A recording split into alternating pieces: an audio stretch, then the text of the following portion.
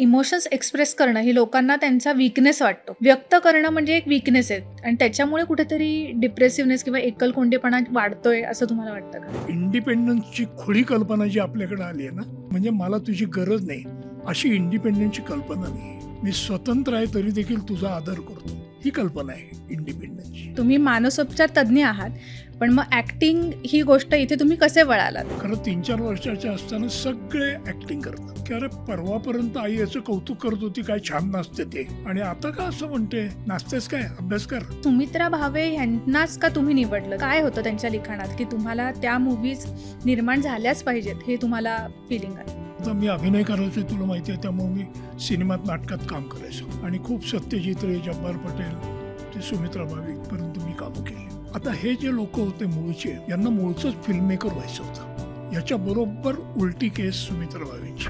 झोपडपट्टीतल्या बायकांचं स्वतःबद्दलचं भान काय असतं आणि त्यांना एम्पॉवर कसं करायचं, त्या संशोधनासाठी माहिती गोळा करताना त्यांच्या एक गोष्ट लक्षात आली की यातल्या बहुतेक बायकांना लिहिता वाचता येत नाही. एक गंमत होती, पण या सगळ्या बायका सिनेमा पाहिजे आणि तो सिनेमा मात्र भावना प्रधान असलेला सिनेमा बघायचा. त्यामुळे त्यांच्या लक्षात आलं की ही जर माहिती आहे, शास्त्रीय माहिती त्यांच्यापर्यंत पोचवायची असेल तर आपल्याला एकच मार्ग उपलब्ध आहे, तो म्हणजे ह्या माहिती सकट त्यांच्या भावनांना अपील करणारा सिनेमा करायचा. नमस्कार. सॉन्ते फूड्स प्रस्तुत मी सध्या काय करते च्या आजच्या पॉडकास्टमध्ये आपलं स्वागत आहे. आजचे जे आपले पाहुणे आहेत त्यांना त्यांची ओळख करून द्यायची खरंच गरज नाही, कारण अनेक दशकांपासून त्यांनी आपल्याला कसं जगायचं ते त्यांच्या मानवी मनाच्या शोधातून मूव्हीजमधून त्यांनी आपल्याला शिकवलेलं आहे. आणि आज सर त्यांच्या टोप्यांसाठी जसे प्रसिद्ध आहेत, तर आज सर 3 टोप्या आज आपल्यासमोर घालून परिधान करणार आहेत.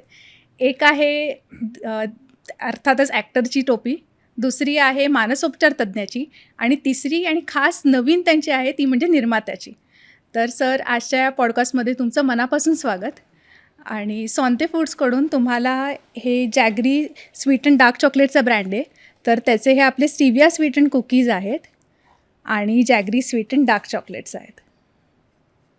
हे मला माहिती आहे आणि हे मी सगळ्यांना रेकमेंड करतो. Yes sir. आणि अगदी कोणी मला हल्ली विचारलं की काय भेट द्यावी बरोबर, तर मी लगेच सांगतो सँटेची चॉकलेटं तुम्ही भेट द्या लोकांना, कारण ती इतकी सुंदर आहेत आणि ती आरोग्याला पोषक आहेत नक्कीच. आणि डायबिटीस वगैरे असलेल्यांना सुद्धा खाता येतात, त्यामुळे ती चांगली आहेत फार. त्यामुळे हे ज्यांना माहिती नसेल त्यांनी आत्ताच माहिती करून घ्या, पुढं उशीर होईल, आउट ऑफ स्टॉक जातात लवकर. खरंच म्हणजे एक इंडियन स्टार्टअपला सपोर्ट खरंच आपण कसा करावा हे सरांकडून अगदी शिकण्यासारखं आहे, कारण ते मनापासून कायम आपल्याला सपोर्ट करता आले. सो त्याबद्दल पण खूप थँक्यू. तर आज स्टार्ट करताना आपण तुमच्या जर्नी स्टार्ट कुठून झाली तिथून करूया, की तुम्ही मानसोपचार तज्ज्ञ आहात, पण मग ॲक्टिंग ही गोष्ट इथे तुम्ही कसे वळालात? माझी जर्नी स्टार्ट झाली माझ्या जन्मापासून नाही का, कारण तोच पूर्ण नाही. आणि ॲक्टिंग सगळे करतच असतात. लहानपणी म्हणजे 3-4 वर्षाचे असल्यापासून, खरं 3-4 वर्षाचे असताना सगळे ॲक्टिंग करतात. आणि कारण शब्द सामर्थ्य एवढं वाढलेलं नसतं, त्यामुळे आपल्याला जे सांगायचं आहे दुसऱ्याला ते कसं सांगायचं हे करून दाखवण्याकरीच पर्याय नसतो.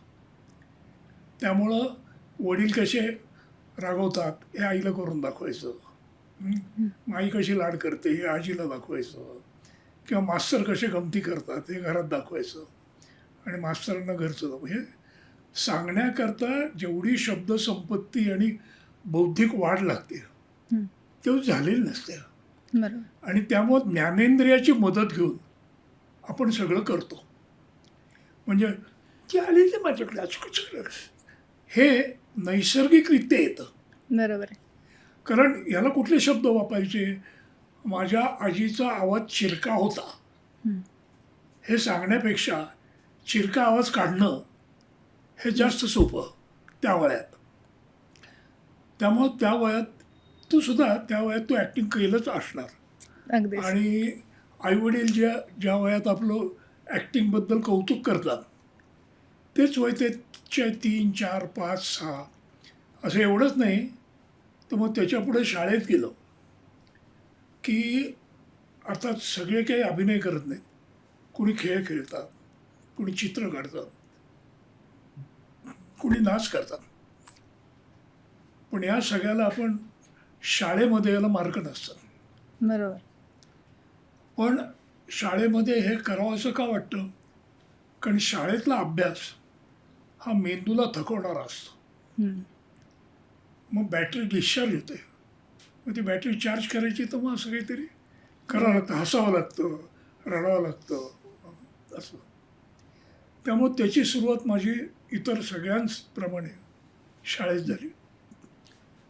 आणि मग शाळेत तुला आठवत असेल तुझं पण तू शाळेत काहीतरी केलं असेल की शिकण्याच्या पलीकडे हो. तू काय काय करत होती शाळेत? डान्स असायचा किंवा नाटक असायचं, स्पोर्ट्स असायचे. वक्तृत्व स्पर्धा होत्या, अगदी. खेळ असायचे. हो. आपल्या प्रत्येक ज्ञानेंद्रियाशी निगडीत हं. अशी कुठली ना कुठली तरी गोष्ट आपण करत असतो. काही लोक लहानपणीच स्वयंपाक उत्तम करायला शिकतात कारण त्यांना चव नावाची गोष्ट बरोबर. ही फार कळते. त्या मानाने वास, हं. उत्तम वास येणाऱ्या गोष्टी करायच्या. अरोमा थेरपी ही त्याच्यावरच निघालेली आहे. हो. बरोबर. त्याच्यानंतर नंतर गाण्याचा आवाज ज्याला चांगला आहे, गाणं गुणगुणणं, ते गाणं म्हणणं, त्याचं म्हणजे मग नाक, जीभ, हं. स्पर्श हं. ही सगळी जी ज्ञानेंद्रिय म्हणतात यातली कुठली ना कुठली तरी गोष्ट आपण करतो. आता अनेक लोकांना तुझ्या लक्षात आलं असेल, तुम्ही आता लक्षपूर्वक जर बघितलंस ना तर काही लोकांना ॲफेक्शन हं. दाखवायचं असेल ना तर ते एकदम खांद्यावर हात ठेवतात बरोबर. किंवा हात हातात घेतात किंवा आजीपाशी गेलो तर डोक्यावरनं फिरवतात. हं. आणि तो स्पर्शातला फरक कळतो आपल्याला. खरं आहे. म्हणजे आपल्या प्रियकरांनी धरलेला आपला हात आणि आजीने हातात घेतलेला हात याच्यात खूप फरक असतो. तर हे सगळं लहानपणी असतं. ते जसे जसे आपण मोठे होऊन बौद्धिक प्रगती व्हायला लागते हं. तसं याच्याकडे दुर्लक्ष होतं बरोबर. आणि मग या गोष्टी आपण सोडतो. मला वाटतं आता तू नाच करत नसशील बहुतेक. आता नाही. नाही आता करत, बरोबर वेळ आहे ना, नाही. असं हो. होतं. आणि तसंच लोक मग अभिनय बंद करतात, पोहणं बंद करतात, क्रिकेट खेळणं बंद करतात. कारण जसजसं 10वी 12वी अशी बौद्धिक क्षमतेच्या कसोट्या या आयुष्यात महत्त्वाच्या ठरायला लागतात तसतसं यांना दुय्यम महत्त्व येतं. आणि मग आपल्यालाही कळत नाही लहान असल्यामुळे की अरे परवापर्यंत आई याचं कौतुक करत होती, काय छान नाचते ते, आणि आता का असं म्हणते नाचतेस काय, बरोबर. अभ्यास कर. बरोबर आहे. बरोबर आहे की नाही? हं. त्यामुळे ती सुरुवात माझी तिथनंच ते- झालेली आहे. आता मानसोपचाराकडे हा फारच मोठा प्रवास. याचं कारण काय आहे? आता मी जेव्हा माझा जन्म 47 सालचा आहे, म्हणजे मोबाईल पेजर 90s. याच्यासुद्धा खूप खूप आधीच आहे. माहिती, आपल्याला माहितीचा स्रोत आमच्या लहानपणी काहीच नव्हता. नाही. माहितीचा स्रोत काय होता? पेपर. आईवडील, हं. घरची लोक, मग थोडं मोठं झाल्यावर नातेवाईक, हं. मग शाळेत जायला लागल्यावर शिक्षक आणि मित्रमंडळी. ह्याच्यातनं हळूहळू माहिती मिळायची. म्हणजे एखाद्या गोष्टीची माहिती व्हायच्या आधीच आपल्याला अनुभव पण गोष्टीचा आलेला असायचा. बरोबर. आता दुःख काय हे कळायच्या आधीच रडायला येतं आपल्याला. हं. खूप वर्षांनी कळतं ते रडणं म्हणजे दुःख होतं. रडणं म्हणजे आनंदाश्रू पण असू शकतात हे कळायला तर खूपच वाढ व्हावी लागते. बरोबर आहे की? हं. त्यामुळे हे व्यक्त होणं हे बुद्धीला कळायच्या आधी, शब्दात कळायच्या आधी या सर्व ज्ञानांतर्गत अनुभव आपण खूप घेत असतो. बरोबर. आणि त्या अनुभवाबद्दलची माहिती हं. आपल्याला खूप मोठं झाल्यानंतर बहुतेक स्वतःच्या अनुभवातनं कळायची. खरं आहे. आता प्रेमभंगाचा अनुभव हा शिक्षक कुठल्या विद्यार्थ्याला सांगू शकेल? त्याच्याकरता तुम्ही विशिष्ट वयात यावं लागतं. तुम्हाला काय होतं ते कळत नाही, या फेजमधनं जावं लागतं. आणि मग ते तुटल्यावर किती दुःख होतं त्याच्यातनं कळतं की हे जे झालं ना याला म्हणतात प्रेमभंग. बरोबर बरोबर आहे? आहे. म्हणजे ही वाढीची संकल्पना. अनुभव आधी, माहितीनंतर. हं. आता हळूहळू हे बदलत गेलं. त्यामुळं मी जेव्हा लहान होतो तेव्हा मला आयुष्यात काय करायचं आहे हं. ही एक लहान मुलांची स्वप्न वेगवेगळ्या वयात असतात ना, ती म्हणजे अगदी लहानपणी मला मास्तर व्हायचं होतं. त्याचं बरं. एकमेव कारण होतं की दसऱ्याच्या दिवशी सगळी मुलं खोबरं आणि गूळ घेऊन सरस्वतीचं चित्र काढून तो सरांना द्यायचे आणि मला गूळ इतका आवडतो तर त्यामुळे म्हटलं आपण काही झालं तरी आपण मास्तर व्हायचं, कारण मग गूळ खोबरं मिळेल आपल्याला असं. मग पुढं कुणाला वैमानिक व्हायचं असतं, कुणाला डॉक्टर व्हायचं असतं. आता तू वाचशील तर रोज महाराष्ट्र टाइम्समध्ये जे अ, दुसऱ्या वर्गातनं आलेत आणि शिक्षण अतिशय अटीतटीने मिळवलं आहे, हं. त्यांची काय काय स्वप्न आहेत हे रोज हल्ली महाराष्ट्र टाइम्समध्ये येते. बरं. की हिने झोपडीत राहून कसं शिक्षण केलं, अमुक करू, तिला डॉक्टर होऊन लोकांची सेवा करायची आहे, याला फौजेत जायचं आहे, याला सरकारी सेवेत ॲडमिनिस्ट्रेटिव्ह सर्व्हिसमध्ये जायचं आहे. तर हे सगळं आत्ता जेवढं ज्या वयात मुलांना कळतं ना, त्या आमच्या वयात इतके मार्ग असू शकतात याचीच माहिती नसायची. हं. त्यामुळं शाळा संपवणे हे पहिलं उद्दिष्ट. 10वी नव्हती, 11वी. अच्छा. हं. मग 11वी झाल्यानंतर कॉलेजला जायचं. कॉलेजला गेल्यावर पर्याय 2. हे बघ, आता कॉलेजचे सुद्धा पर्याय 3च होते. हं. कुठले? Arts, commerce, arts, science. Science, commerce. हं. विहीर नावाच्या सिनेमात तेनाच्या बाटल्या गेले, पळसाला पानं 3. बरं. आणि 11वी झालेला मुलगा येतो आणि मग त्याला विचारत कुठले पाहिजे तो ते उचलायचं. त्याच्यानंतर कॉलेजात गेलं की मग आर्ट्स का सायन्स. हं. कॉमर्सला बहुतेक लोक जे आर्ट्स आणि सायन्सला जात नाहीत ते जायचे. हं. आता हल्ली जास्त लोक मुद्दाम कॉमर्सला जातात, न. पण तेव्हा तसं नव्हतं. तेव्हा आर्ट्सचे विषय आवडत नाहीत आणि सायन्सला जाणे इतकी बुद्धिमत्ता नाही. ते बहुतेक लोक कॉमर्सला जाऊन व्यवसायात यशस्वीत व्हायचे, पण ॲकॅडमिक्समध्ये बोंब असायचे. कॉमर्सचं महत्त्व ते आहे. इकडे जाणारा मुलगा पहिला येतो पण धंदा कसा करायचा कळत नाही. मास्तर उत्तम होतो पण प्रॅक्टिस कशी करायची कळत नाही. अशा तऱ्हेचं तेव्हा चित्र होतं. त्यामुळे मग कॉलेजला गेलो. पहिलं तर मी कॉलेजलाच गेलो नसतो, कारण माझ्या वडिलांनी मला काय सांगितलं, तुला शाळा शिकवणे इतपत माझी ऐपत आहे. हं. पण माझ्या दुर्दैवाने मला मॅट्रिकमध्ये खूप चांगले मार्क मिळाले आणि त्यामुळे मला नॅशनल स्कॉलरशिप मिळाली. बापरे. मग त्यामुळे वडिलांना असं वाटलं की अशा मुलाला नाही कसं म्हणायचं ना शिक्षणाला. बरं ते म्हणले जा.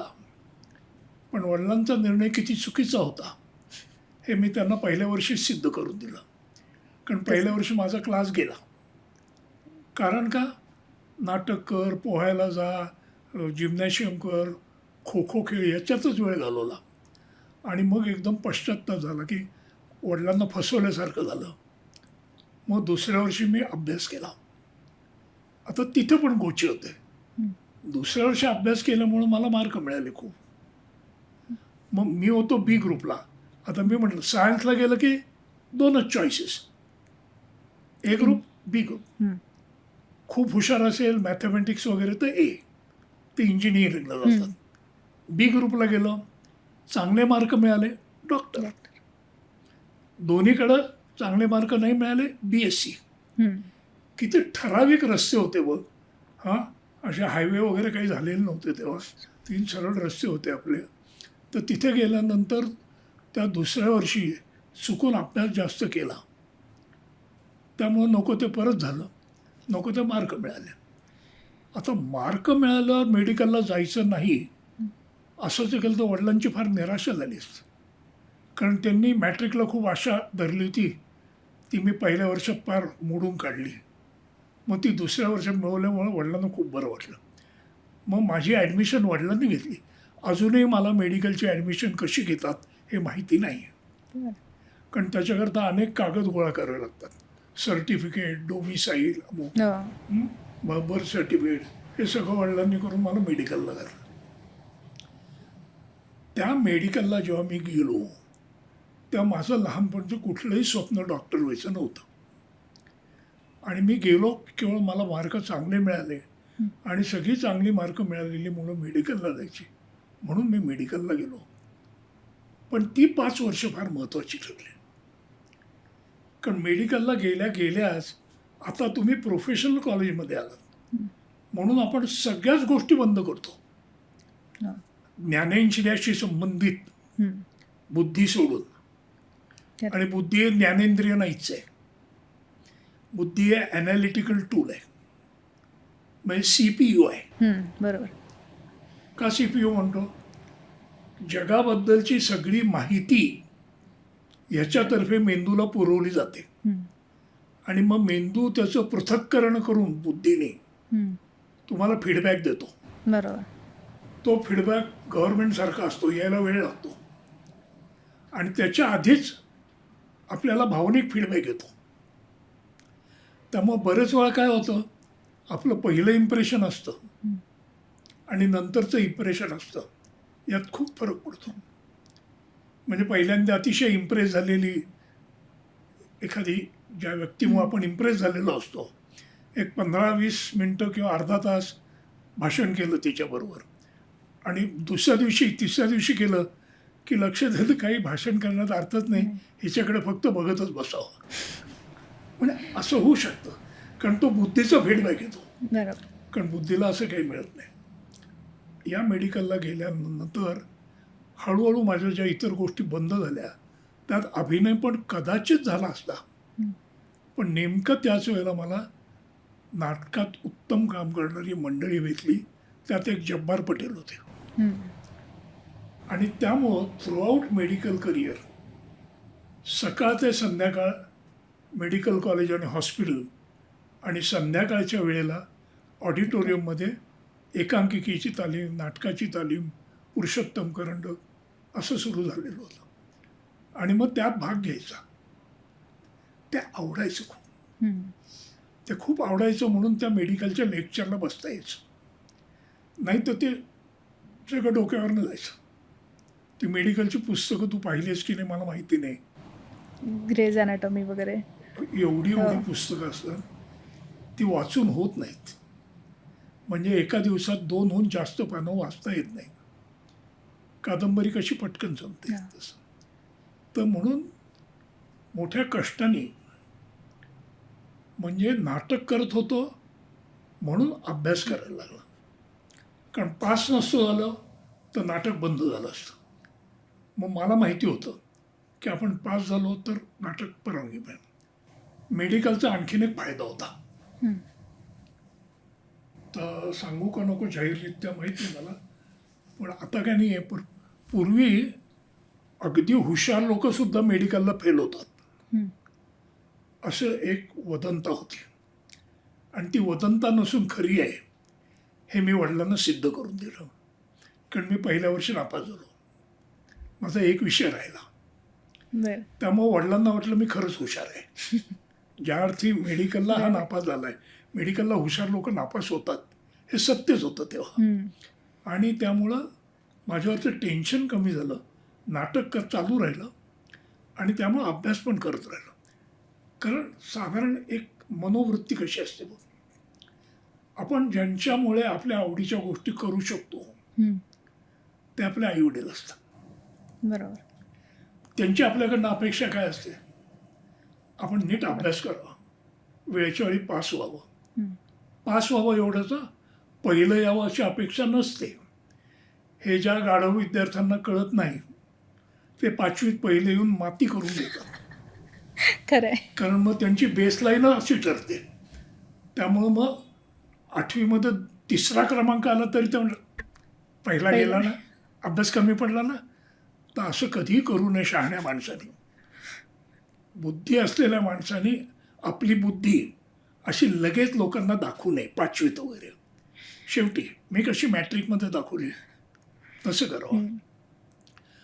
त्यामुळं नाटक चालू राहिलं.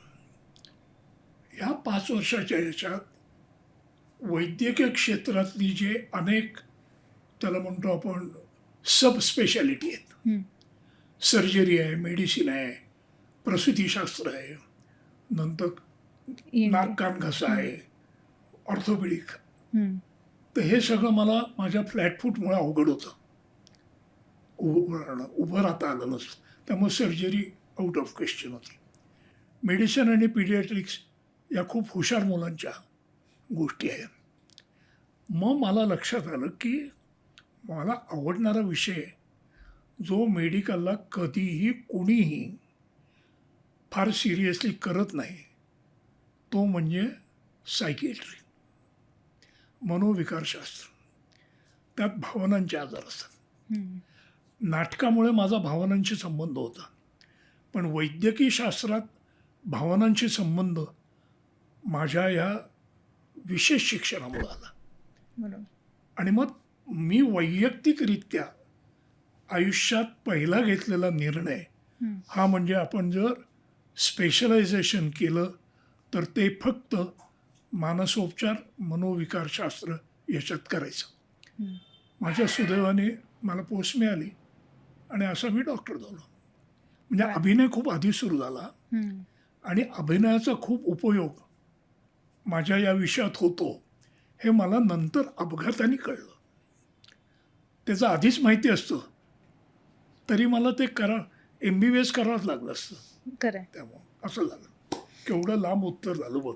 अरे बापरे. पण किती इंटरेस्टिंग होतं आणि मला वाटतं तुम्ही जे प्रूव्ह कधी करायचं हे जे तुम्ही एकदम इम्पॉर्टंट टिप दिलेली आहे ती मला वाटतं सगळ्यांनी जास्त लक्षात ठेवली पाहिजे की कधी तुम्ही तुमचा इंटेलिजन्स प्रूव्ह केला पाहिजे. करेक्ट. आता तुम्ही ॲक्टिंग आपण म्हटलं तर म्हणजे सगळे तुमचे होय. फॅन आहे.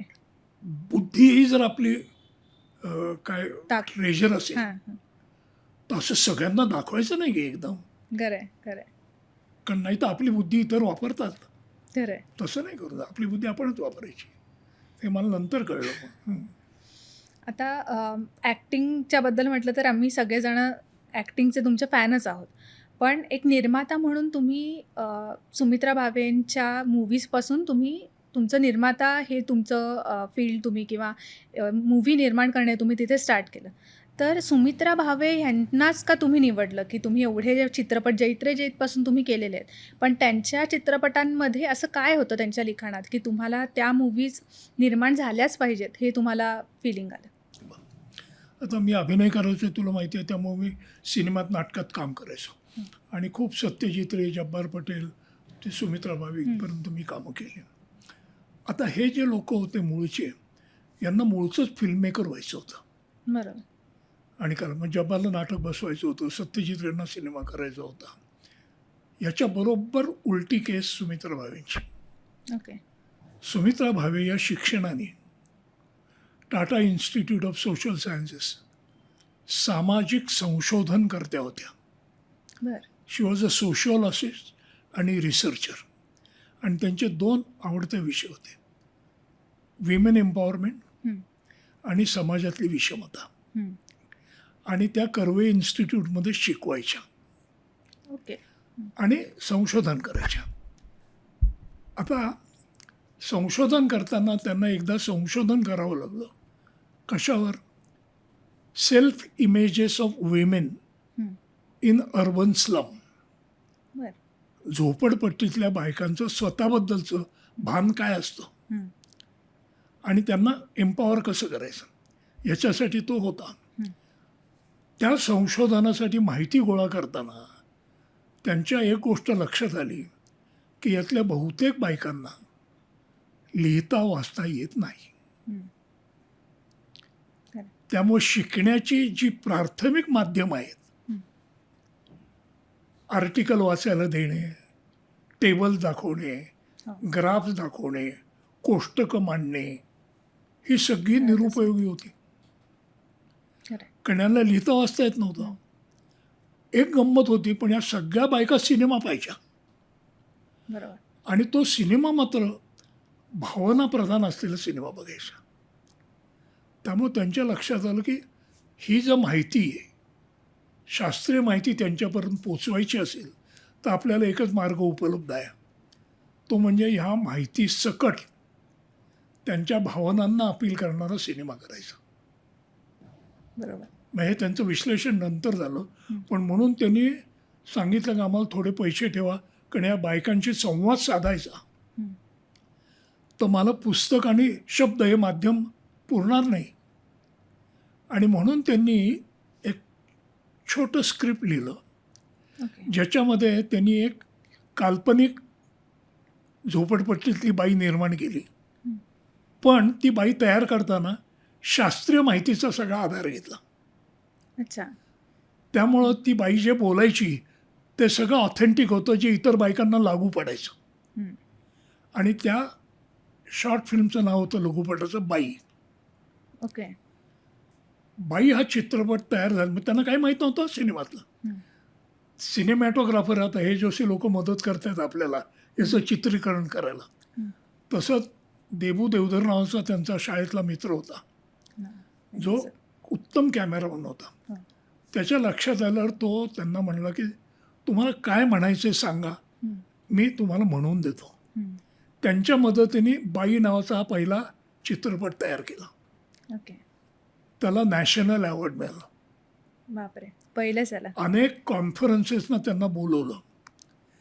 मुख्य म्हणजे तो सिनेमा जेव्हा खांद्यावर प्रोजेक्टर नेऊन झोपडपट्टीत दाखवला, तेव्हा ज्या गप्प बसणाऱ्या बायका होत्या त्या एकदम भडाभडा बोलायला लागल्या. आणि प्रत्येकाने आपली कहाणी सांगितली. त्यामुळं मूळ उद्देश जो होता संशोधनाचा, एम्पॉवरमेंट, हं. हा त्यांच्या लक्षात आला. आणि मग सगळ्यात महत्त्वाची गोष्ट जी झाली, जी आज होणं अत्यंत आवश्यक आहे, की शिक्षणाचं प्रभावी माध्यम पुस्तकापेक्षा चित्रपट अगदी नाही म्हणता येणार, पण ऑडिओ व्हिज्युअल, हं. कारण टेलिव्हिजन आहे त्यात, हे मोबाईलवरचा सिनेमा पण होऊ शकतो, हे जास्त का आहे, का आहे सांग बरं तुम्हाला, हे जास्त प्रभावी का पुस्तकापेक्षा? आपल्याला वेगवेगळ्या मीडियम्समधून ती इन्फॉर्मेशन घेता येते, म्हणजे व्हिज्युअली. आता जेव्हा आपण अभ्यास करतो पुस्तकातनं, तर माध्यम काय असतं? लिहिलेला शब्द. हो. तो लिहिलेला शब्द कमी पडतो. हां. नुसतं वाचून खूप लोकांना कळत नाही, ज्याच्यात मी पण येतो. म्हणून मला शिक्षक लागायचे. अशी खूप मुलं असतात. म्हणून शाळा निघाल्या, हं. म्हणून कॉलेज निघाली, नाही तर फक्त लायब्ररी निघाल्या असत्या. खरं आहे. नुसते वाचून जर लोक शहाणे झाले असते तर काय पाहिजे होतं? सांगण्याची गरज नाही. पण काय लिहिलंय हे सांगणारं पण कोणीतरी लागतं, to read in between the lines. बरोबर. बरोबर. त्याच्या तर चित्रपटामध्ये आपण जसं आत्ता बोलतोय अशा तीनही भाषा असतात. खरं आहे. आता ही भाषेची गंमत काय तुला माहिती आहे का? आपण लिहायला वाचायला शिकायच्या आधी आपल्याकडे भाषा नसतात का? असतातच. हं. आपण संवाद कशाशी साधतो? बरोबर. मग शब्दाची भाषा का निर्माण झाली?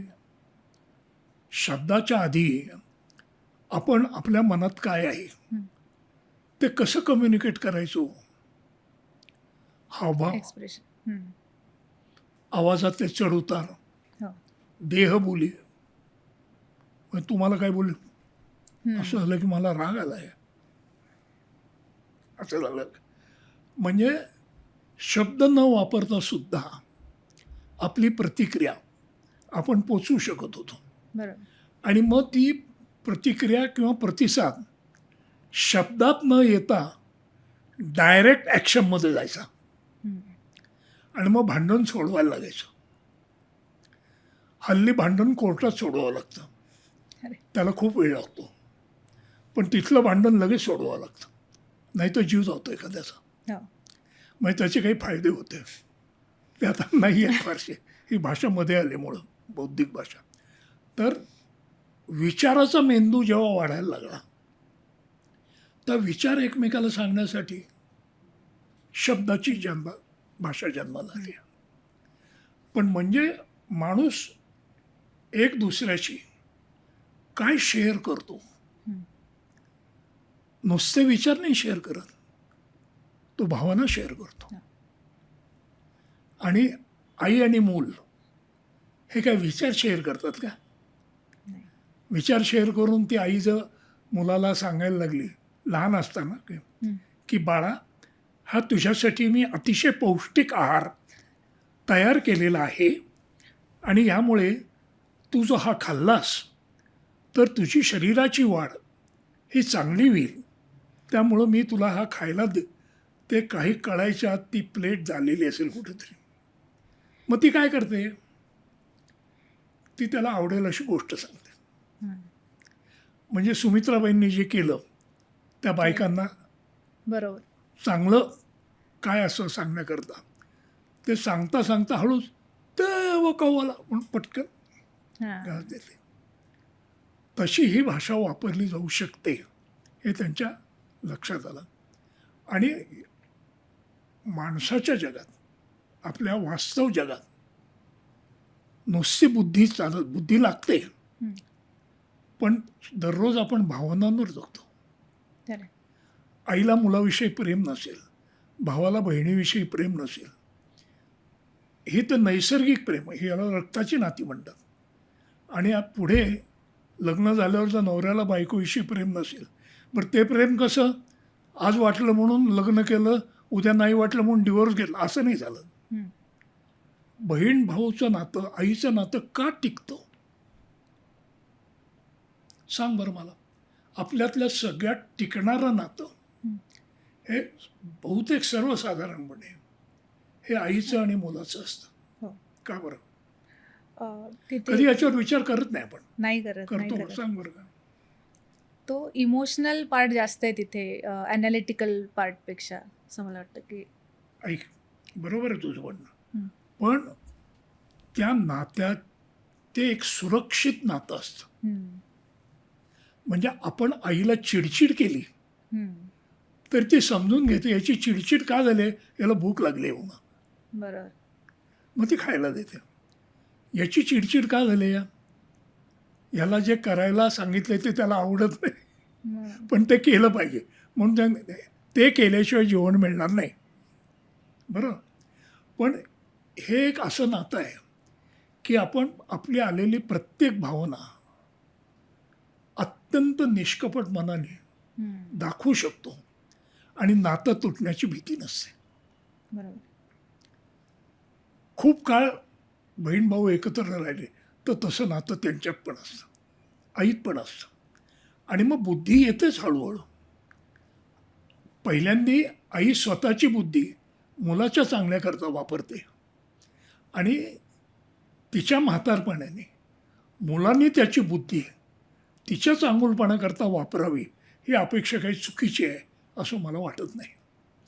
तर हे चक्र आहे, हे माणसाचं चक्र आहे. लहान मोठं म्हातारं जात परत जन्म मृत्यूचं हे चक्र आहे. आता हे सांगण्याकरता सगळ्यात प्रभावी माध्यम मी तुला म्हटलं सिनेमा, हे त्यांच्या लक्षात आलं हा सिनेमा केल्यानंतर. आणि म्हणून त्यांनी असं ठरवलं की चित्रपट करणं हे तंत्रज्ञान शिकलं पाहिजे. बरोबर. काय करायचं ते माहिती आहे आपल्याला, कसं करायचं हे शिकलं पाहिजे. आणि प्रत्येक गोष्टीला तंत्र असतंच. हो. आपण करतो ते आपल्या नवऱ्याला आवडलं पाहिजे, हं. तर मग स्वयंपाकाचं तंत्र शिकावं लागतं. त्याला काय आवडतं ते ओळखायला लागतं, मग ते पदार्थ वेगळे आणावे लागतात. म्हणजे बुद्धी आणि भावना याचं मिश्रण झालं तर शिक्षण उत्तम प्रकारे होऊ शकतं. कारण शिक्षण घेताना तुम्हाला एकीकडे कम्फर्टेबल पण वाटलं पाहिजे ना. हो. आणि कम्फर्टेबल वाटणारी गोष्ट भावना आहे. हो. म्हणून गोष्ट सांगता सांगता जर माहिती दिली तर ती माहिती बरोबर मेंदूपर्यंत पोचते. हे जेवढं सुमित्रा भावे या बाईंच्या लक्षात आलं, आणि नुसतं लक्षात नाही आलं, त्याच्यानंतर वयाच्या 40व्या वर्षी चित्रपट कसा करायचा हे त्या शिकायला लागल्या. एवढंच नाही तर त्या शिकण्याकरता त्यांच्या मुलीचा जो एक थिएटर ग्रुप होता, आपण लहानपणी असतात थिएटर ग्रुप आपले, त्याच्यामध्ये सुनील सुप्तनकर नावाचा एक मुलगा होता. तो तेव्हा लिहायचा, कविता करायचा. त्यांनी त्याला हेरलं बरोबर आणि हा बरोबर आहे म्हणून त्याला प्रवृत्त करून तो फिल्म इन्स्टिट्यूटमध्ये गेला आणि फिल्म कशी करायची याचं तंत्रज्ञान तो शिकून आला. बरं. तो ऑलरेडी थोडा लिहिणारा आणि कवी होताच. त्यामुळे तो जे तिथं शिकायचा ते संध्याकाळी सुमित्राबाईंना सांगायचा. हां. असं ती शिक्षणाची साखळी आणि मग पहिल्या अनेक वर्ष त्यांनी फक्त इंडियन इन्स्टिट्यूट ऑफ एज्युकेशन करता अनेक लघुपट केले. त्यांचे लघुपट प्रसिद्ध आहेत. बाईनंतरची त्यांची फिल्म पाणी नावाची आहे जी आदिवासी बायकांच्या पाण्याच्या समस्येबद्दल 10 मैल झालं. किंवा चाकोरी नावाची फिल्म एका मुलीला सायकल चालवायला पाहिजे असतं कारण तिची मोबिलिटी वाढेल. बरं. नवऱ्याने टाकलेली एक मुलगी आहे आणि तिला वाईट वाटतं की ती गाव सोडून जाऊ शकत नाही नोकरीला आणि तिच्या समोर राहणारं एक दाम्पत्य नवरा बायकोला सायकलवर घेऊन कामाला जातो. तर तिला वाटतं की आपल्याला जर सायकल चालवता आली तर आपल्याला कुठेतरी जाऊन काम करता येईल.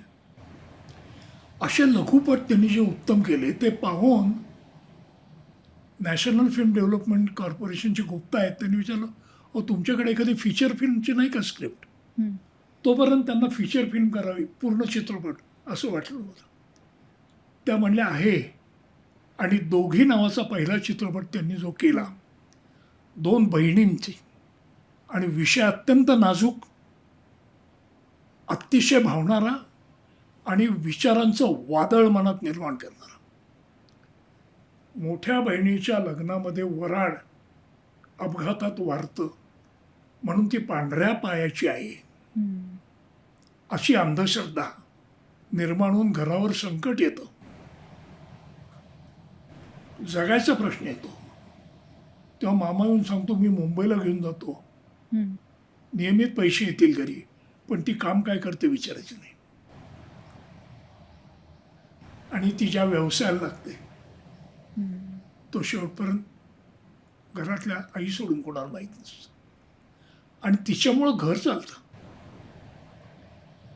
अख्खं घर चालवायला धाकट्या मुलीच्या लग्नाला तिला यायचं असतं तेव्हा घरातल्या प्रत्येकाला बहीण सोडून वाटतं की तिने येऊ नये.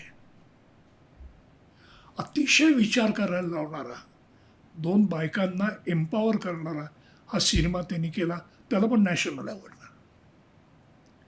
मग ते कळल्यानंतर त्यांच्याकडेच लोक यायला लागले. त्यांना जर असं आहे जाणीवपूर्वक एखाद्या विषयावर पण लोकांना आवडेल असा चित्रपट करायचा असेल मग तर नुसतं भावनांचं ओंगळ प्रदर्शन न करता बुद्धीला चेतावणी देईल अशा तऱ्हेने भावनिक गोष्ट सांगणार चित्रपट हा सुमित्रा भावे करायला लागल्या जो मला फार आवश्यक वाटला. कारण सायकॉलॉजी सायकियाट्रिक नर्स शिकणाऱ्या किंवा इव्हन नात्यामध्ये जर तुम्हाला शिकायचं असेल भावनांबद्दल तर आपल्याला एकच माध्यम उपलब्ध आहे चित्रपट. दुर्दैवाने आपल्याकडे अशी विभागणी झाली आहे की शिक्षण म्हणजे पुस्तक करमणूक म्हणजे सिनेमा ही आपण केलेली विभागणी आहे. आणि म्हणून हुशार लोक जेव्हा म्हणतात की मी सिनेमाला जाताना डोकं घरी ठेवून जातो तेव्हा मला असं वाटतं असं कसं करता येईल. हे म्हणजे अगदी वाईट वाटतं की मी करायला जाताना ढोंगण घरी ठेवून जातो असं म्हणण्यासारखं आहे. असं नाही करता येणार. ते जर करायचं असेल तर तो अवयव बरोबर घेऊन जावाच लागतो. तर तुम्हाला सिनेमा बघायचा असेल तरी त्यात काय चाललंय त्या शब्दांचा अर्थ काय याच्याकरता मेंदू तुमच्या बरोबरच असतो. अगं एवढंच नाही तर डॉक्टरकडे जाणारा प्रत्येक मनुष्य जाताना काय फक्त शरीर घेऊन डॉक्टरकडे जातो का. तो मन घेऊन जातो आणि त्या मनातलं काय जर ओळखलं नाही तर मग डॉक्टर रॅपो त्याच्यावर कसा चालणार. नुसत्या पेशंट बरोबर नाही नातेवाईक असतात. म्हणजे डॉक्टरला जरी एखाद्या रुग्णाचा आजार बरा करायचा असेल तरी त्या आजारामुळं होणारा इमोशनल परिणाम पेशंटवर आणि नातेवाईकावर तो पण हँडल करावा लागतो डॉक्टरला. अगदी. त्यामुळं खरं प्रत्येक डॉक्टरला मानवी भावभावनांचं शिक्षण हे अत्यंत महत्त्वाचं आहे.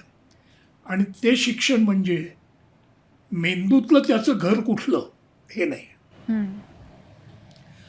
अनुभवातनं त्या घरापर्यंत कसं पोचायचं. गुगल मॅपवर नाही जायचं.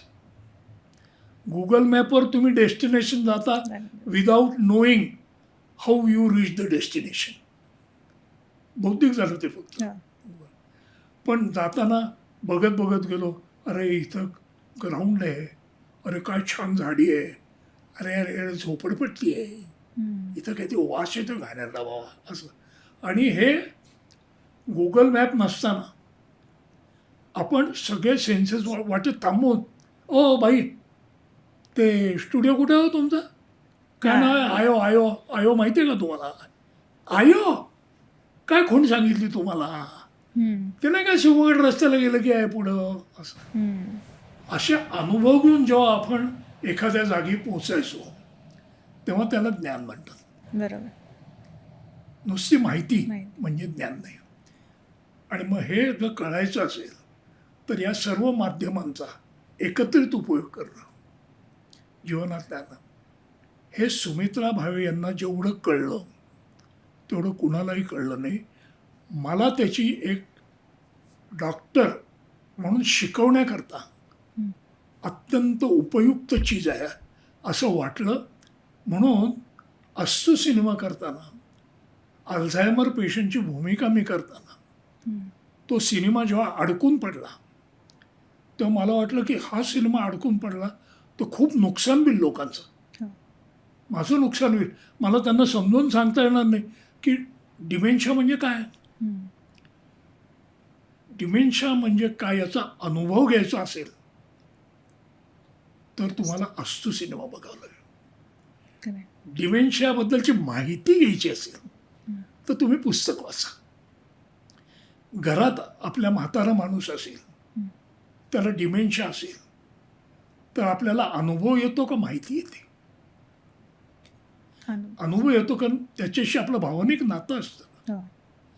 म्हणजे भावनिक नातं हे आजारामध्ये समजणं फार महत्त्वाचं आहे. मग त्यांचा अस्तू सिनेमा तसा, तो अस्तू सिनेमा इतका छान झाला, त्याला बक्षिसं मिळाली, त्याला अनेक कॉन्फरन्सेसमध्ये बोलवलं. म्हणून मला असं वाटलं की आत्ताचा अत्यंत ज्वलंत विषय कुठला आहे, तरुण लोकांच्या आत्महत्या हम्म. आणि औदासिन्य. हे जर कळायचं असेल तर हे इमोशन आहे. हम्म.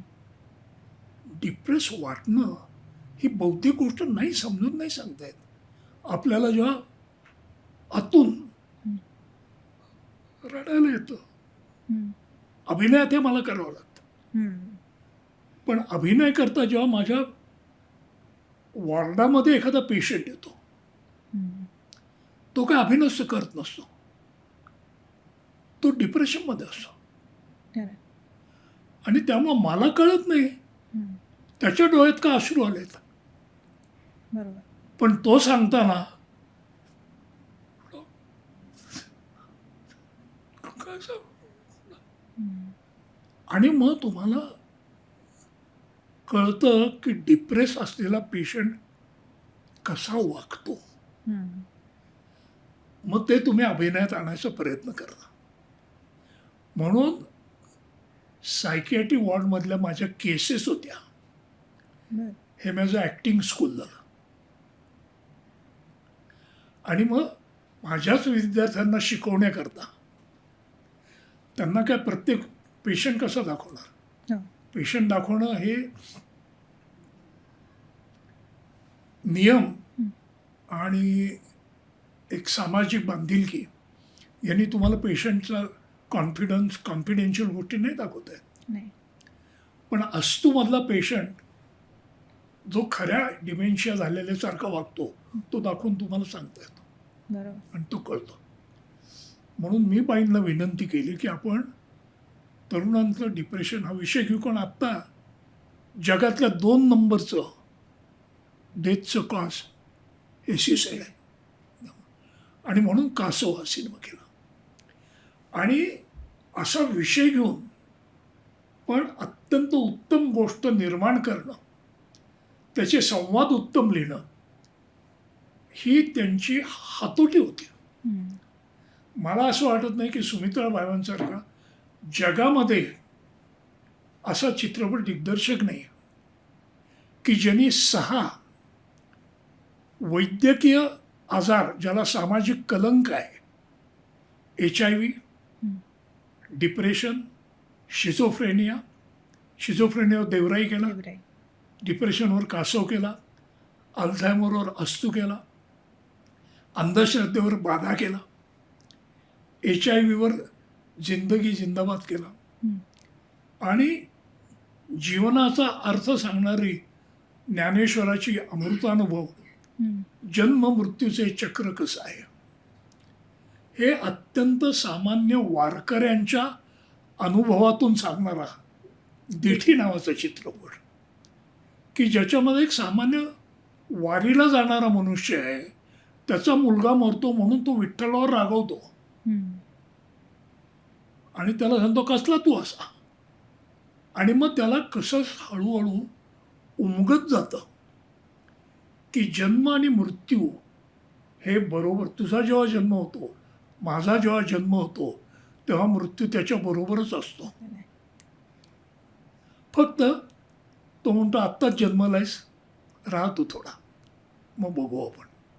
आणि मग जेव्हा लक्षात येतं की या जीवाला आता जगणं फार अवघड होईल, हां, म्हणून तो त्याला हळूहळू सांगतो की नको आता, चला आपला प्रवास संपला, तिकडे जाऊया. याच्यामध्ये व्यत्यय आणणारे डॉक्टर असतात, त्याला काही इलाज नाही, शास्त्र प्रगत झालंय म्हणतात. शास्त्र प्रगत झालंय म्हणजे काय, मरण टळलंय असं नाही, मरण लांबलंय. पण त्या जगण्याचा दर्जा काय आहे हा वेगळा विषय आहे चर्चेचा, तो नंतर करू. पण त्याच्यामुळं पण मग तो मृत्यू जन्माला बरोबर घेऊन, मृत्यू होतो म्हणजे काय होतं, शरीरातलं मन बाहेर जातं. कुठं जातं ते गेल्याशिवाय कळणार नाही. काही अनुभवाच्या गोष्टी असतात ना, अनुभव ही जीवन शिकवणारी खरी गोष्ट आहे. माहिती हा अनुभव नाही. And information cannot substitute an experience. हे सगळं कळणाऱ्या पण तरी देखील तंत्रज्ञानावर पकड मिळवणाऱ्या सुमित्रा भावे होत्या. त्यांच्या या सर्व सिनेमांना अवॉर्ड्स आहेत आणि जगामध्ये कोणी नाही. आणि दुसरा त्यांचा आवडता विषय होता वुमेन एम्पॉवरमेंट. त्या दोघी, आणि त्यांनी बायकांबरोबर केला शेवटचा चित्रपट वेलकम होम मध्ये संहिता, बाधा, याच्यामध्ये सुद्धा नितळ सिनेमाची हिरोईन आहे जी बाई आहे. त्यामुळे एकाच वेळेला 2 गोष्टी साध्यात नाही, वुमन सेंट्रिक, तिला कसं. म्हणून मी त्यांच्याबरोबर सिनेमे केले. त्यांनी मला आर्थिक यश मिळालं नाही, पण त्याचं मला वाईट वाटत नाही, कारण हे सिनेमे वितरक घेत नाहीत. आता ह्याचं कारण पण आपल्याकडे आहे, कारण आपण सामाजिक कल्पना, सिनेमाला जाताना डोकं घरी गुंडायचं, म्हणजे मेंटल टॉयलेट म्हणून सिनेमाला जातो आपण भावनांचा निचरा करण्यासाठी. मग तिथे अतिवास्तव भावना दाखवलेल्या असतात. मग दुःख होतं तर प्रत्येक वेळेला असं करून रडत नाहीत काही, कसं राग आला म्हणजे भोसकत आहेत असंही नाही आहे काही दरवेळेला. पण तिथे भावनांचा वापर हा फक्त निचरा होण्यासाठी. मग दुसरी एक गंमत आहे, हा तुम्हाला सुद्धा आहे प्रश्न बरं का, की व्हॉट इज द स्पेशालिटी भारतीय सिनेमाची एकमेव जी जगात नाही कुठली, ती आपली वैशिष्ट्य आहे. काय ते? सिनेमातली गोष्ट इंटेन्स इमोशनला पोचली हं. की गाणं सुरू होतं. हं. आणि कुठलीही भावना गाण्याला वर्ज्य नाही. वीररस आहे, रौद्र रस आहे, शोकरस आहे, हर्ष रस, सगळं गाण्यात आहे. आणि हे फक्त भारतात. आपण आपल्या संस्कृतीमध्ये मॅच्युरिटी येणं हं. याचा अर्थ असा आहे की तुम्ही तुमच्या भावनांवर ताबा मिळवणं हं. खरं आहे. आणि त्या व्यक्त न करता बुद्धी वापरून कशा सोडवायच्या हे शिकणं, जे प्रत्येक माणसाला शक्य नसतं. त्यामुळे मग आपल्याकडे भावना व्यक्त करण्यासाठी आपण गाण्याचा वापर करतो. हं. हिरो आले प्रेम म्हण की लगेच काय? तू नजरेने हो म्हटले पण वाचेने वदणार कधी. तर आपल्याकडे वाचने वदतच नाही. खरं म्हणजे ही तिकडनं आलेली पद्धत आहे. हं. ओ डार्लिंग आय लव्ह यू. हं. मी कायम असा विचार करत आलो की हे इंग्लिश सिनेमा पाहिलं की माझ्या वडिलांनी चुकून माझ्या आईला जर म्हटलं असतं की अगं माझं तुझ्यावर खूप प्रेम आहे, आणि हे समजा चुकून आठवड्यातनं 2-3दा म्हटलं असतं, तर माझ्या आईचा काय प्रतिसाद झाला असता. तर मला असं वाटतं की पहिली आईला शंका आली असती की यांना प्रेम आहे हे सांगावं का लागतंय, काही भानगड तर नाही बाहेर. म्हणजे आपल्याकडे दाखवून सांगायच्या गोष्टी कुठल्या आणि शब्दाने सांगायच्या गोष्टी कुठल्या याचं एक ठराविक संस्कृती आहे. हं. बरोबर. त्या संस्कृतीमध्ये दुःख, राग, निगेटिव्ह भावना, विरह, हुरहुर, हं. ते तिकडे गेलेत ना, मला इतकं एकटं एकटं असं काय करत आपल्याकडे नाही. पण आपल्याकडे गाणं म्हणतात. आता राज कपूरचं गाणं असतं, हं. त्याला स्माइलिंग डिप्रेशन म्हणतात. सब कुछ सीखा हमने दिखी होशियारी. असं हसता हसता तो कम्युनिकेट करतो. हे वैशिष्ट्य या आपल्या सिनेमांचं आहे. त्यामुळे तू पाहिली असशील तर सुमित्राबाईंच्या सिनेमात गाणं नाही, एखादं थीम सॉन्ग असेल हं. पण गाणी नाहीत. गाणी नाही. पण आपल्या मुख्य सिनेमामध्ये भावना आल्या की गाणं, हं. आणि इतर वेळेला न पटेल असं मॅजिकल थिंकिंग. खरं आहे. म्हणजे आत्ता गाण्याचं पहिलं कडवं हिमालयात, दुसरं कडवं समुद्रात, तिसरं कडवं आकाशात, काहीही होऊ शकतं आपल्याकडे. कारण का आता याचं बहुतेक लोक बुद्धीचा मेंदू घरी ठेवून जात असल्यामुळे फक्त भावनेचा मेंदू घेऊन तिकडे जातात. त्यामुळं आपल्या ऑडियन्सचं मानसिक वय हे 8 ते 9 वर्षाचं आहे. हं. म्हणून मॅच्युअर लोकांना जे सिनेमे लागतात ते शिकलेला समाज बघ. सुमित्राबाईंचे सिनेमे आवडणारा कुठला समाज आहे? सुशिक्षित समाज आहे, ज्यांना या भावना कळलेल्या आहेत. त्यामुळे मध्यमवर्गीय आहे, सुशिक्षित आहे. पण आपल्याकडं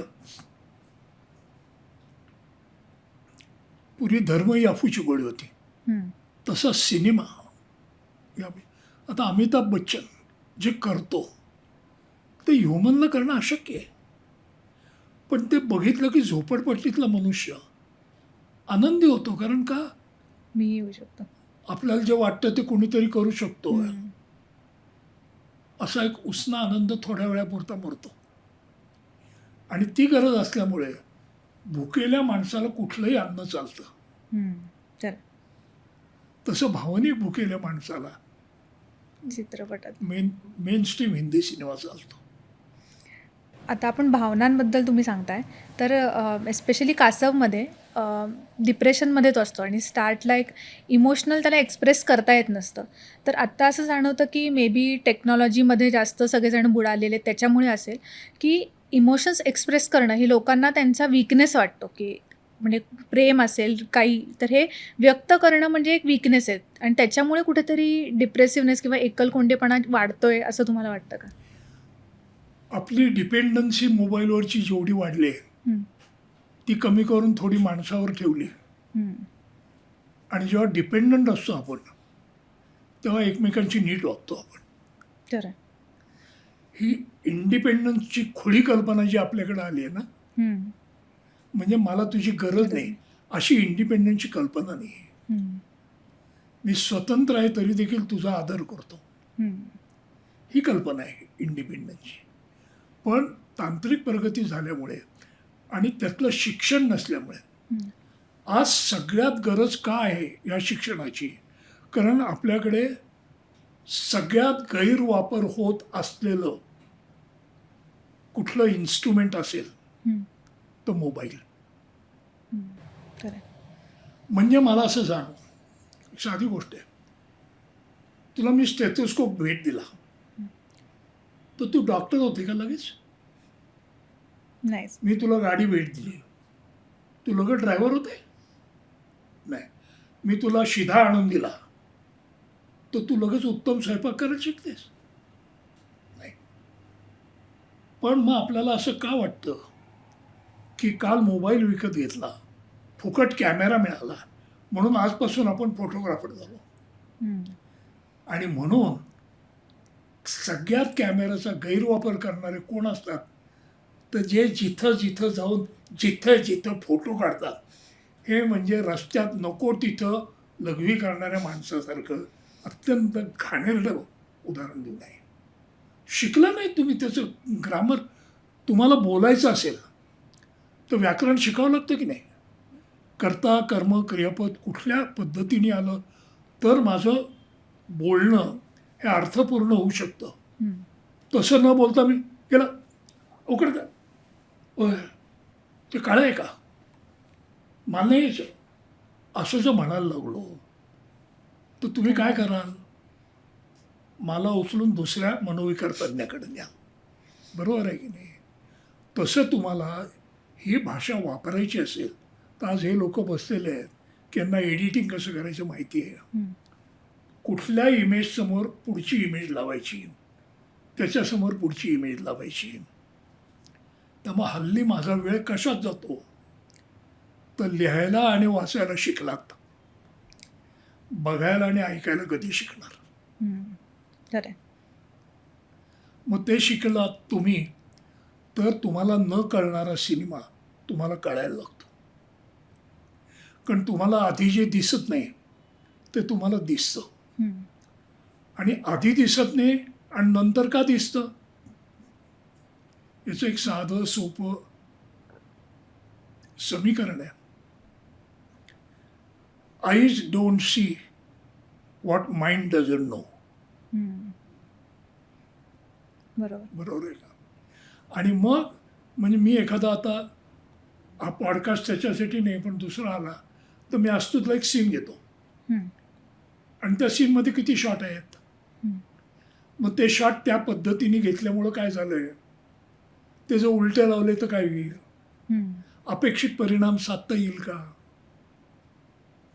असं जेव्हा शिकवतो तेव्हा तुम्हाला कळतं हं. कुठली.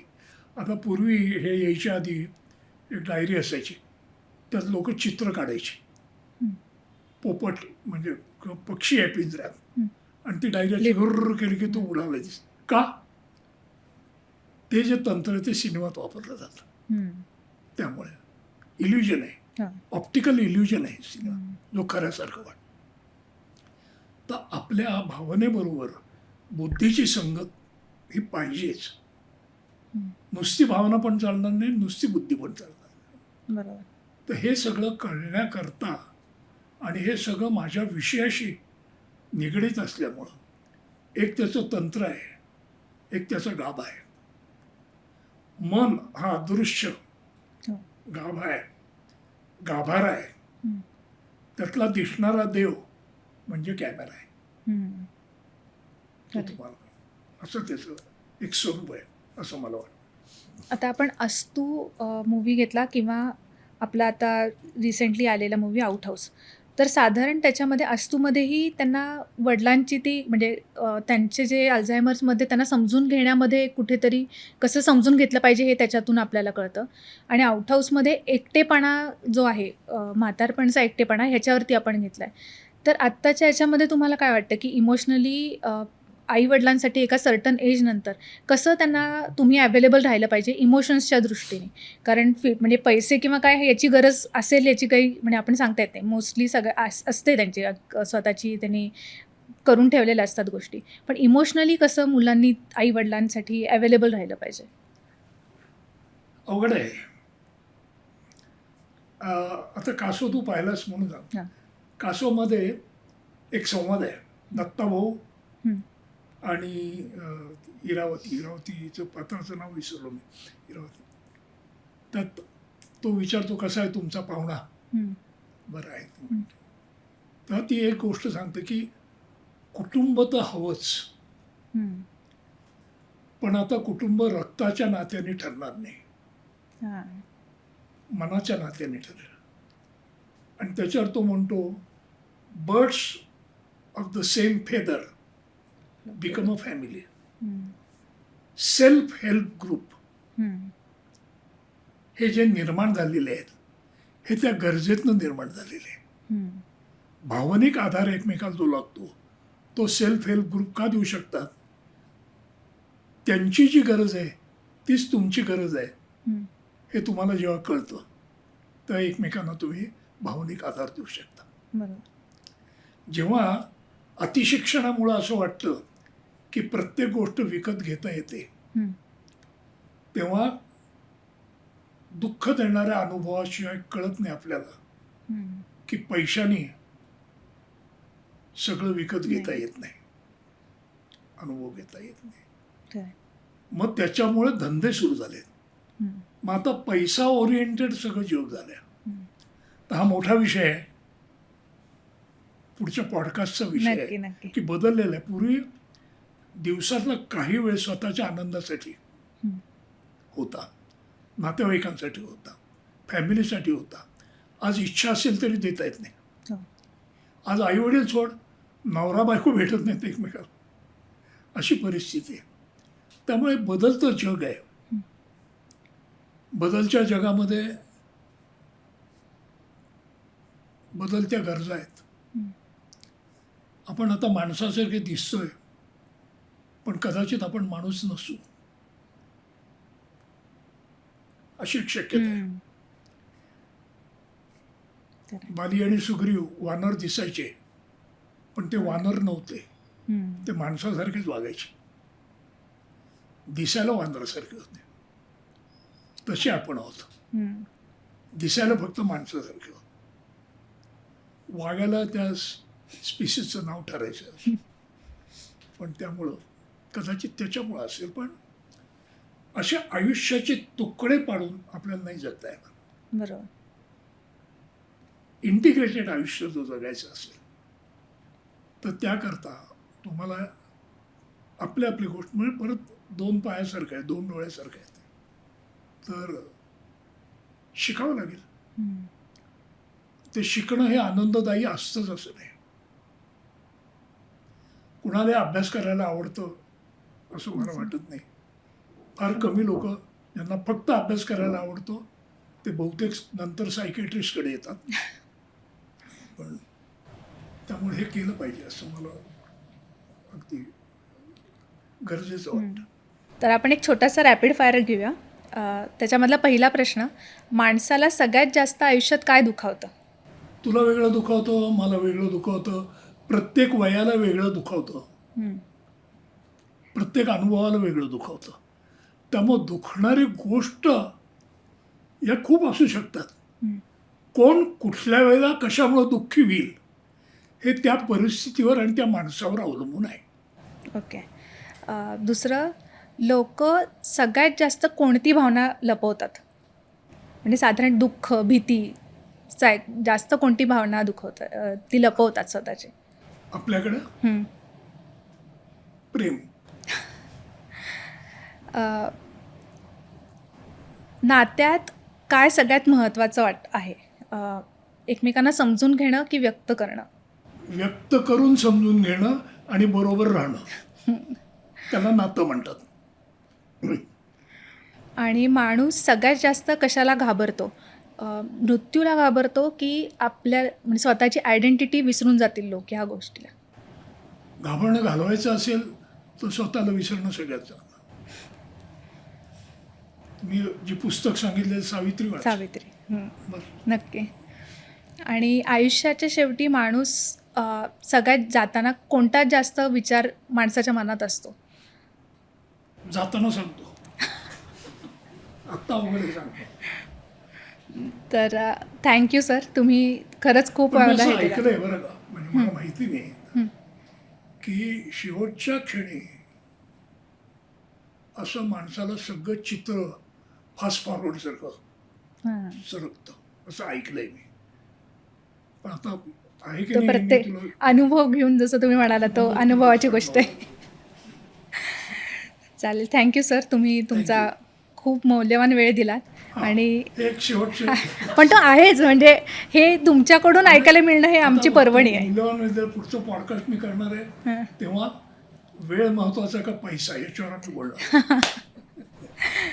चालेल, थँक्स अ लॉट. आणि मला असं वाटतं की इतक्या छान तुम्ही सायकॅट्री आणि मूवी या गोष्टीला इतकं छान गुंफलं आहे की म्हणजे हे मला मूवीज. असं वाटतं ते वेगळे नाही आहेत. हां. वेगळे नाही आहेत. कसं असतं, आपण घरात राहतोय तर आपण झोपायचं असेल तर त्या खोलीत जातो, जेवायचं असेल तर एका खोलीत जातो. तसं आपण वेगवेगळ्या कारणासाठी वेगवेगळ्या ठिकाणी हिंडू पण राहतो एकत्र. तसं ते एकत्र राहणं आहे. पण मला वाटतं हे समजून घ्यायला आधी सुमित्रा भावेंचे चित्रपट सगळ्यांनी अत्यंत बघितले. बघणं, अत्यंत विशेषतः शिकलेल्या सगळ्यांनी बघणं अत्यंत आवश्यक आहे, कारण मग आपल्याला खरं मत मिळेल खरं काय आहे. आहे ते. मला असं वाटतं की शिकलेल्या लोकांनी तर ते बघितलंच पाहिजे, आपण आपल्या डिस्क्रिप्शनमध्ये किंवा प्रत्येक शिकायचं असेल काही तर बघितलं. बघितलं आहे. नुसतं भावनांचा निचरा, हां टॉयलेटला जायचं असेल नुसतं तर नका. आपण टॉयलेट नाही, प्रत्येक चित्रपट जो आपण आता म्हटलं त्याचं आपण कुठे बघता येईल हे लिहूया. कासव, दिठी. आणि याच्यातलं वेगळं पण असं आहे की थोडं हलक्या विनोदानी एल्डरली सिंगल्सचं सांगितलंय. पण ते तसं का सांगितलं ते पहिल्या चित्रपटाच्या अनुभवामुळे आहे. चालेल, थँक्यू.